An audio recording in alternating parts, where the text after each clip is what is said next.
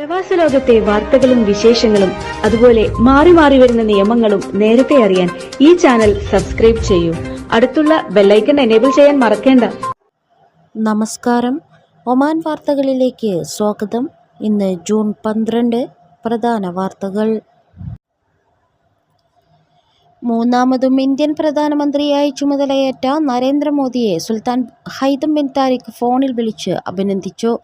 India Oman തന്ത്രപ്രധാനമായ ബന്ധം പുതിയ ഉയരങ്ങൾ കീഴടക്കാനാണ് ഉദ്ദേശിക്കുന്നതെന്ന് പ്രധാനമന്ത്രി നരേന്ദ്രമോദി പറഞ്ഞു.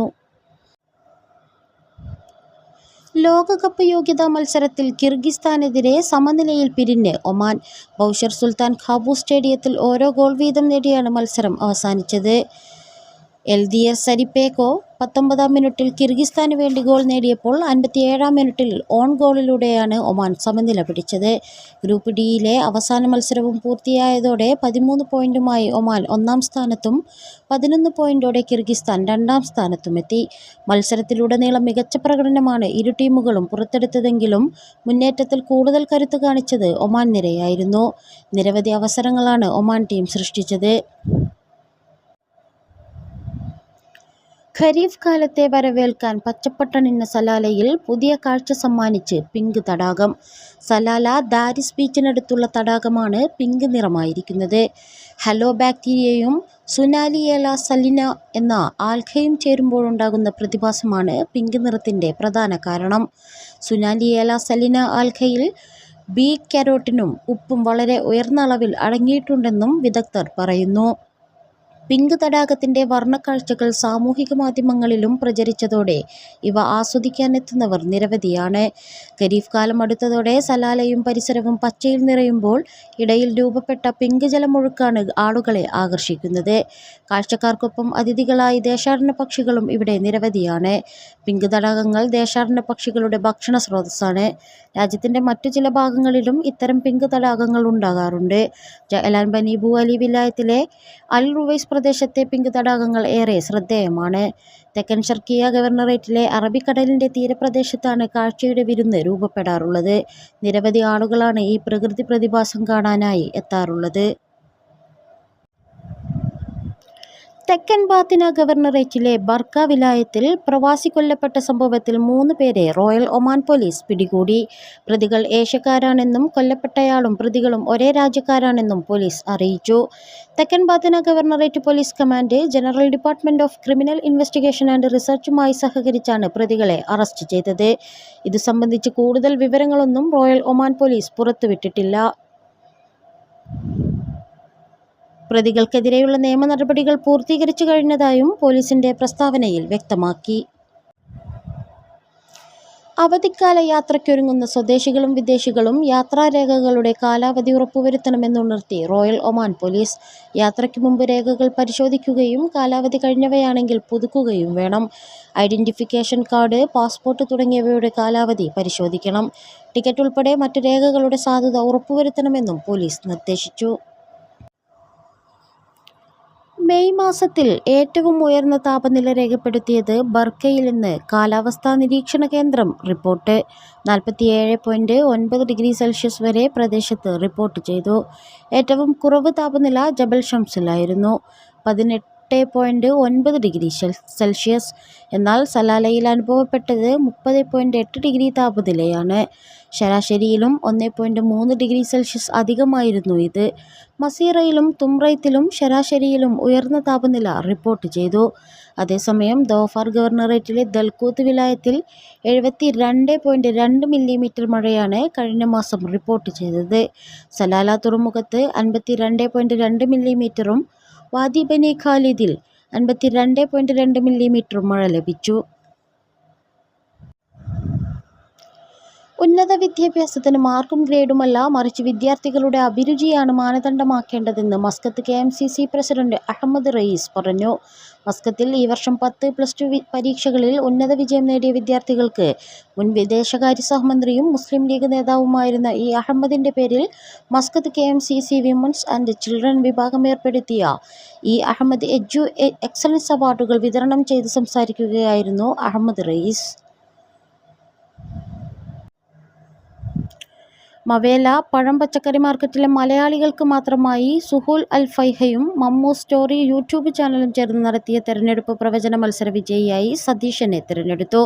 ലോക്സഭാ തെരഞ്ഞെടുപ്പിൽ ഏത് സഖ്യമായിരിക്കും അധികാരത്തിൽ വരിക, എത്ര സീറ്റ് ലഭിക്കുമെന്നതായിരുന്നു ചോദ്യം. മമ്മൂ സ്റ്റോറി യൂട്യൂബ് ചാനൽ പ്രതിനിധി മുജീബ് കാനിരോട്ട് മാർക്കറ്റിൽ നിന്ന് നേരിട്ട് ആളുകളെ കണ്ടും വാട്സപ്പ് വഴിയും ചോദ്യം ചോദിച്ചാണ് വിജയിയെ കണ്ടെത്തിയത്. മസ്കത്ത് അന്താരാഷ്ട്ര വിമാനത്താവളത്തിൽ സ്മാർട്ട് ഗേറ്റുകൾ പ്രവർത്തനക്ഷമമായി. വേനലവധി, പെരുന്നാൾ അവധിയടക്കമുള്ള സീസണായതിനാൽ വൻ തിരക്കാണ് വിമാനത്താവളത്തിൽ അനുഭവപ്പെടാറുള്ളത്.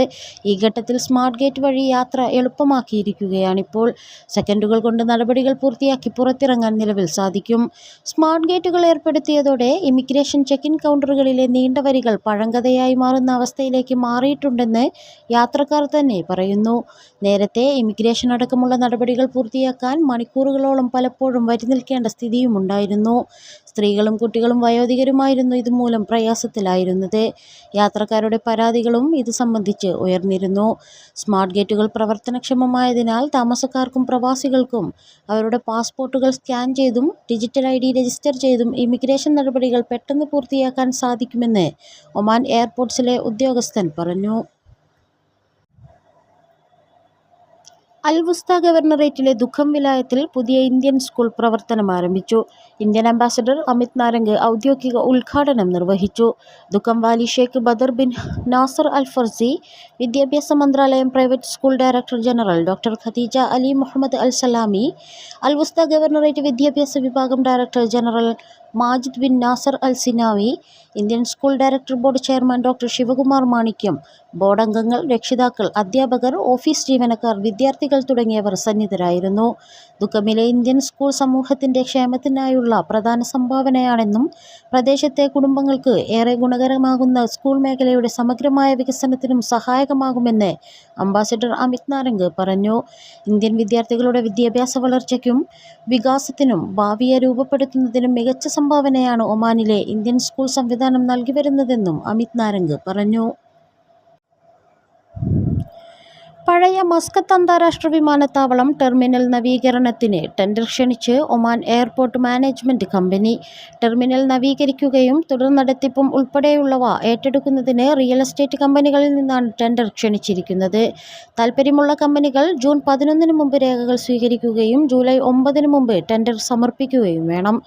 പഴയ വിമാനത്താവളം ടെർമിനൽ ഏവിയേഷൻ മ്യൂസിയമാക്കി മാറ്റുമെന്ന് ഒമാൻ സിവിൽ ഏവിയേഷൻ വിഭാഗം നേരത്തെ പ്രഖ്യാപിച്ചിരുന്നു.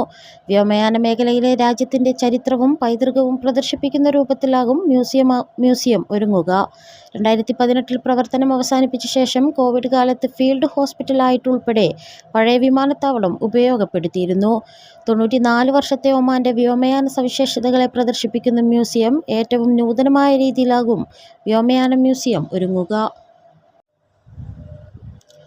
ഗസയിൽ ഉപാധികളില്ലാതെ വെടിനിർത്തൽ നടപ്പാക്കണമെന്ന അമേരിക്കൻ പ്രമേയം പാസാക്കി UN രക്ഷാസമിതി നീക്കത്തെ ഒമാൻ സ്വാഗതം ചെയ്തു. കാലതാമസമില്ലാതെ തുടർ നടപടികൾ ഉണ്ടാകണമെന്നും ബന്ധപ്പെട്ട മുഴുവൻ ആളുകളും ഇതിനായി പരിശ്രമിക്കണമെന്നും വിദേശകാര്യ മന്ത്രാലയം പ്രസ്താവനയിൽ ആവശ്യപ്പെട്ടു. ഗസയ്ക്കെതിരായ ഇസ്രായേലിൻ്റെ യുദ്ധം 8 മാസം പിന്നിടുകയാണ്. ഇതിനിടെ കഴിഞ്ഞ ദിവസം US അവതരിപ്പിച്ച പ്രമേയം ലോകരാജ്യങ്ങൾ അംഗീകരിക്കുകയായിരുന്നു. 15 സെക്യൂരിറ്റി കൗൺസിൽ അംഗങ്ങളിൽ 14 പേരും US തയ്യാറാക്കിയ പ്രമേയത്തിന് അനുകൂലമായി വോട്ട് ചെയ്തു. വോട്ടെടുപ്പിൽ നിന്ന് റഷ്യ വിട്ടുനിന്നു. വെടിനിർത്തൽ നിർദ്ദേശം ഹമാസിനോട് അംഗീകരിക്കണമെന്ന് അമേരിക്ക ആവശ്യപ്പെട്ടു. പ്രമേയത്തെ ഹമാസ് സ്വാഗതം ചെയ്തു. American president Joe Biden May 31 പ്രഖ്യാപിച്ച 3 ഘട്ടമായുള്ള വെടിനിർത്തൽ പ്രഖ്യാപനത്തെ നേരത്തെ ഒമാൻ സ്വാഗതം ചെയ്തിരുന്നു. ആദ്യഘട്ടം 6 ആഴ്ച നീണ്ടു നിൽക്കുന്നതാണ്. ആദ്യഘട്ടത്തിൽ പൂർണ്ണവും സമ്പൂർണവുമായ വെടിനിർത്തൽ, ഗസയിലെ എല്ലാ ജനസാന്ദ്രതയുള്ള പ്രദേശങ്ങളിൽ നിന്നും ഇസ്രായേൽ സൈന്യത്തെ പിൻവലിക്കൽ എന്നിവ ഉൾപ്പെടും. പോസ്റ്റൽ വഴി മയക്കുമരുന്ന് കടത്താനുള്ള ശ്രമം പരാജയപ്പെടുത്തി ഒമാൻ കസ്റ്റംസ് വിഭാഗം. 3 വ്യത്യസ്ത സംഭവങ്ങളിലായി പോസ്റ്റൽ പാഴ്സലായി എത്തിയ 3850 കിലോഗ്രാം ക്രിസ്റ്റൽ മെത്ത് മയക്കുമരുന്നാണ് പരിശോധനയിൽ കണ്ടെത്തിയതെന്ന് കസ്റ്റംസ് വിഭാഗം അറിയിച്ചു. കഴിഞ്ഞ ദിവസം അതിർത്തി വഴി കടത്താൻ ശ്രമിച്ച 1200 കിലോഗ്രാം ഹാഷിഷും കസ്റ്റംസ് വിഭാഗം പിടികൂടി നശിപ്പിച്ചിരുന്നു. വാഹനത്തിനുള്ളിൽ വിദഗ്ധമായി ഒളിപ്പിച്ച നിലയിലായിരുന്നു കണ്ടെത്തിയത്. ഇതോടുകൂടി ഇന്നത്തെ വാർത്തകൾ ഇവിടെ പൂർണ്ണമാവുന്നു. കൂടുതൽ ഒമാൻ വാർത്തകളും വിശേഷങ്ങളുമായി നാളെ വീണ്ടും കാണാം. നമസ്കാരം.